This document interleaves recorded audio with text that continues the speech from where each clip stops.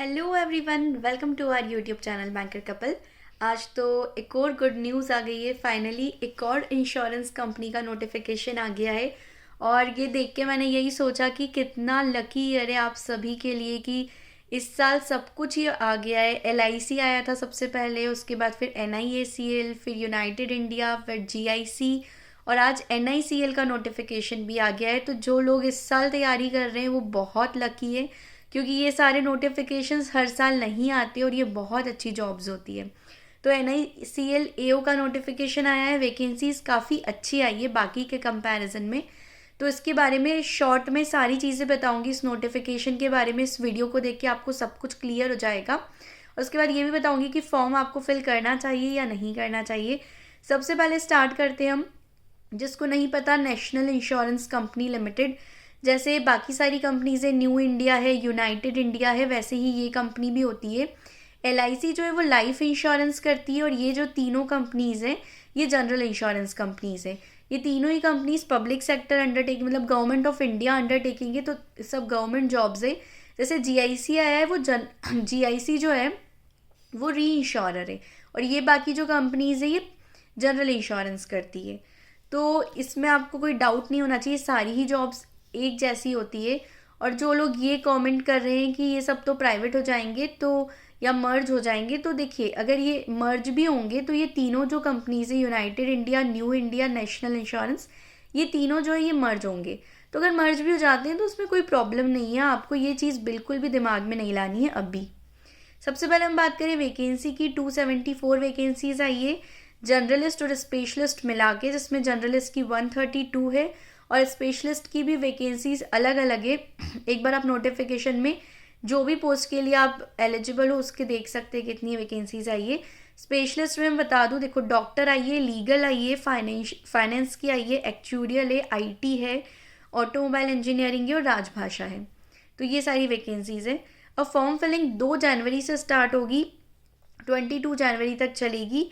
Exam का जो date है वो बाद में ही लोग बताएंगे, अभी कुछ भी इन्होंने नहीं बताया नोटिफिकेशन में। अब जो है आप लोग सिर्फ एक पोस्ट के लिए अप्लाई कर सकते हो, तो या तो आप जर्नलिस्ट के लिए कर सकते हो या आप स्पेशलिस्ट में भी किसी एक ही पोस्ट के लिए अप्लाई कर सकते हो। ये बहुत ही क्लियरली मैंशनड है। उसके बाद इनिशियल पोस्टिंग, बहुत अच्छी चीज़ लगी मुझे ये है, अच्छी भी है बुरी भी है। इनिशियल पोस्टिंग जनरलिस्ट की जहाँ पर भी आएगी उसको वहाँ पर 5 साल सर्व करना है और स्पेशलिस्ट की जहाँ पर भी आएगी उसमें वहाँ पर उनको 10 साल सर्व करना है। भले उनका प्रमोशन हो जाए लेकिन 10 साल वो एक ही जगह रहेंगे। ये अच्छी चीज़ भी है कि जहाँ पर भी रहेंगे एटलीस्ट आपको बार बार बैंक की तरह 2-2 साल में, 3-3 साल में जगह नहीं बदलनी पड़ेगी। तो ये एक अच्छी चीज़ भी है। अब हम प्रोबेशन की बात करें, 1 साल का प्रोबेशन होता है। बॉन्ड जैसे बाकी एग्ज़ाम्स में है वैसे ही इसमें मिनिमम आपको 4 साल सर्व करना है। अगर आपने 4 साल सर्व नहीं किया तो आपको 1 साल का जो प्रोबेशन में आपने ग्रॉस सैलरी कमाई है वो आपको लौटानी पड़ेगी। अगर आपने 1 साल में छोड़ा, अगर आपने 2 साल में छोड़ा तो आपकी जो प्रपोर्शनेटली रिड्यूस हो जाएगा। अगर 3 साल में छोड़ा तो फिर आपको और कम देना है। तो जो बॉन्ड अमाउंट है वो प्रपोर्शनेटली रिड्यूस होगा।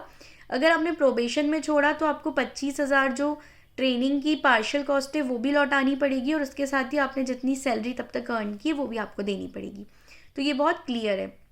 उसके बाद प्रोबेशन में एक एग्ज़ाम होगा, वो एग्ज़ाम आपको क्लियर करना है, उसके बाद आप कंफर्म हो जाएंगे। ग्रॉस पे की बात करें तो जैसे बाकी जगह थी ग्रॉस पे, वैसे ही 85,000 ग्रॉस पे है मेट्रो सिटी में। उसके अलावा अदर अलाउंसेस काफ़ी अच्छे मिलते हैं, तो वैसे ही अलाउंसेस यहाँ पर आपको मिलेंगे। उसके बाद एजुकेशनल क्वालिफिकेशन, जो नॉर्मल जर्नलिस्ट पोस्ट है उसके लिए ग्रेजुएशन मांगी है मिनिमम 60% मार्क्स से, और जो बाकी स्पेशलिस्ट है उसका आप एक बार नोटिफिकेशन में जाकर डिटेल चेक कर सकते हैं। अब एग्ज़ाम पैटर्न की बात करें, एग्ज़ाम पैटर्न से पहले एज लिमिट बता देती हूँ। मिनिमम एज 21 ईयर्स से और मैक्सिमम 30 ईयर्स से एज ऑन 1 दिसंबर 2023। अब एग्ज़ाम पैटर्न में इसमें प्रीलिम्स है, मेंस है और इंटरव्यू है। प्रीलिम्स में जैसे IBPS PO में होता है सेम वैसा ही है। इंग्लिश, रीजनिंग, क्वांट, इंग्लिश में 30 क्वेश्चंस रहेंगे 30 मार्क्स के, रीजनिंग में 35 क्वेश्चंस 35 मार्क्स और क्वांट में 35 क्वेश्चन 35 मार्क्स। सेपरेटली 20-20 मिनट्स का टाइम रहेगा। सेक्शनल कट ऑफ भी रहेगी और नेगेटिव मार्किंग भी रहेगी। मेंस की बात करें तो मेंस 250 मार्क्स का रहेगा। इसमें टोटल 5 सेक्शंस आएंगे, reasoning, English, general awareness, computer और क्वांटिटेटिव एप्टीट्यूड 50-50 मार्क्स का रहेगा। 50-50 क्वेश्चंस आएंगे, 250 क्वेश्चंस, 250 मार्क्स, सेपरेटली टाइम्ड रहेगा। रीजनिंग और इंग्लिश जो है वो 40-40 मिनट का रहेगा, और जीए कंप्यूटर 30-30 मिनट का रहेगा, और क्वांट 40 मिनट का रहेगा। इसमें भी सेक्शनल कट ऑफ होगी और नेगेटिव मार्किंग होगी। उसके बाद जैसे ही आपका मेंस ख़त्म होगा उसी वक्त आपका डिस्क्रिप्टिव चालू हो जाएगा। डिस्क्रिप्टिव 30 मिनट्स का होगा और 30 मार्क्स का होगा। इसमें एस्से आएगा, प्रेसी आएगा और कॉम्प्रिहेंशन आएगा 10-10-10 मार्क्स का। इसमें एक चीज़ है कि जो डिस्क्रिप्टिव है वो क्वालिफाइंग नेचर का होगा, वो आपको क्वालिफाई करना है, लेकिन उसके मार्क्स जो है वो मेरिट में ऐड नहीं होंगे। अब जब मेंस हो जाएगा आपका तो उसके बाद आपका इंटरव्यू होगा। जितने भी लोग मेंस में सिलेक्ट होंगे उनका इंटरव्यू होगा।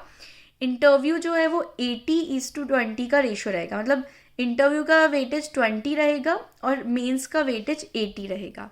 तो ये बहुत क्लियर है यहाँ पे। जो फीस है आपकी वो 1000 रुपीज़ होगी, अदर देन SC ST और PWD के लिए। और प्रीलिम्स के बाद 15 टाइम्स वो मेंस में लेंगे, मतलब जितनी भी वैकेंसीज है उसका 15 गुना वो लेंगे मेंस में। तो ये सारी चीज़ें हैं जो मुझे इम्पॉर्टेंट लगी। एग्ज़ाम सेंटर इसमें ऐसा नहीं कि बहुत लिमिटेड है, अच्छे एग्ज़ाम सेंटर है जर्नलिस्ट के लिए, तो आप अपनी जगह आसपास से एग्ज़ाम दे सकते हैं।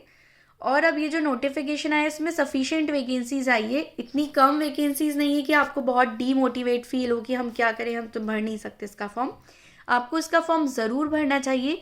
जो लोग प्राइवेटाइजेशन का सोच रहे हैं ना वो बिल्कुल मत सोचिए, क्योंकि अभी इस टाइम पे आपको अच्छी जॉब मिलना इंपॉर्टेंट है। और ये सारी जितनी भी इंश्योरेंस कंपनीज है इनकी जो जॉब्स है ना वो बहुत ही अच्छी जॉब्स होती है, तो आपको इसका फॉर्म ज़रूर भरना चाहिए। और देखिए अभी आपने RBI असिस्टेंट दिया होगा तो उसके साथ ही आपकी तैयारी तो हो ही गई होगी अच्छे लेवल की तैयारी। मेंस लेवल की मतलब जो ये AO की एग्ज़ाम है तो थोड़ा PO लेवल का पेपर आएगा इसका, ऐसा नहीं आएगा, क्लैरिकल लेवल का नहीं आएगा, क्योंकि ऑब्वियसली स्केल 1 ऑफिसर की पोस्ट है। लेकिन फिर भी आप देखें तो ये जो LIC का जिसने AAO दिया है या फिर जिसने अभी न्यू इंडिया का फॉर्म भरा था, और जो लोग ये तैयारी कर रहे हैं ना IBPS PO की, उनके लिए बिल्कुल वैसा ही रहेगा। कंपटीशन ज़्यादा रहेगा तो कट ऑफ ज़्यादा जा सकती है। इसके बारे में प्रीवियस नोटिफिकेशन की डिटेल में शेयर करने की कोशिश करूँगी, और कोशिश करूँगी कि आपके साथ टॉपर स्टॉक भी लेके आऊँ, GIC का भी और इसका भी। और UIC का भी आपने टॉपर स्टॉक देखा ही होगा, तो उससे आपको समझ आया होगा कि जॉब्स कितनी अच्छी होती है। तो और अगर कुछ भी डाउट्स है तो आप कमेंट सेक्शन में पूछ सकते हैं। वैसे मैंने नोटिफिकेशन से रिलेटेड मैक्सिमम सारी चीज़ें इस वीडियो में बता दी है। Thank you so much for watching this video, and don't forget to like, share and subscribe our YouTube channel.